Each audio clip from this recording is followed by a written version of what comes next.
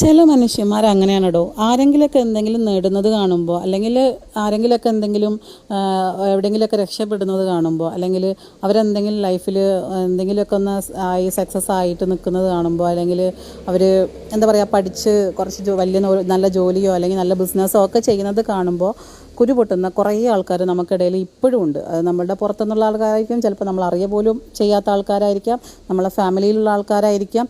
എന്തോ ഏതായാലും ഇങ്ങനെയുള്ള ആൾക്കാർക്ക് എന്താണെന്നോ മറ്റുള്ളവരെ വെറും ഒരു അമ്മാവൻ മൈൻഡ് അമ്മായി മൈൻഡ് എന്ന് പറയില്ലേ, അത് നമ്മളെ പ്രായം കുറഞ്ഞവരോ പ്രായം കൂടിയവരോ എന്തോ ആയിക്കോട്ടെ, ഇവർക്ക് ഫ്രസ്ട്രേഷൻ തീർക്കാൻ വേണ്ടിയിട്ടാണ് ഈ ഇങ്ങനെ ഓരോ കാര്യങ്ങൾ പറഞ്ഞുണ്ടാക്കുന്നതും കമൻ്റ് അടിക്കുന്നതൊക്കെ. കാരണം എന്താ വെച്ചാൽ ഒന്നെങ്കിൽ ഇവർ ആർക്കും ഉപകാരമില്ലാത്തൊരു മനുഷ്യന്മാരായിരിക്കും. വീട്ടിലോ നാട്ടിലോ ഒരു ഇതുണ്ടാവില്ല, അവരെ കൊണ്ട് യാതൊരു ഗുണവും ഉണ്ടാവില്ല. അല്ലെങ്കിൽ ഇവർക്ക് ലൈഫിലൊന്നും ആവാൻ പറ്റാത്തതിൻ്റെ ഫ്രസ്ട്രേഷൻ, അല്ലെങ്കിൽ എല്ലാം ചെയ്ത് തൊലഞ്ഞു പോയ ആൾക്കാർ. ഇങ്ങനെയുള്ള ആളുകൾക്കാണ് സ്വയം മറ്റുള്ളവരെ അംഗീകരിക്കാനോ അല്ലെങ്കിൽ മറ്റുള്ളവർ ചെയ്യുന്ന നല്ല കാര്യങ്ങളോ അല്ലെങ്കിൽ അവരെന്തെങ്കിലും നേടിയിട്ടുണ്ടെങ്കിൽ അതിനെ അക്സെപ്റ്റ് ചെയ്യാനൊക്കെ ബുദ്ധിമുട്ടുണ്ടായിട്ട് ഇങ്ങനെ ഓരോന്നോരോന്നും ഇങ്ങനെ നമ്മളെടുത്ത് ഒന്നെങ്കിൽ അവർ ആദ്യമൊക്കെ കമൻ്റ് അടിച്ചു തുടങ്ങും, പിന്നെ അവർക്കത് വെറുപ്പാവും, വിദ്വേഷമാവും, പിന്നെ ബാക്കിയുള്ളവരടുത്തും കൂടെ പറയുന്ന രീതിയിലേക്കാവും.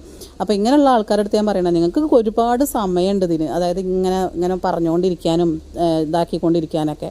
എന്തായാലും നിങ്ങളങ്ങനെ മുന്നോട്ട് പോകും, ഞങ്ങളിങ്ങനെയും.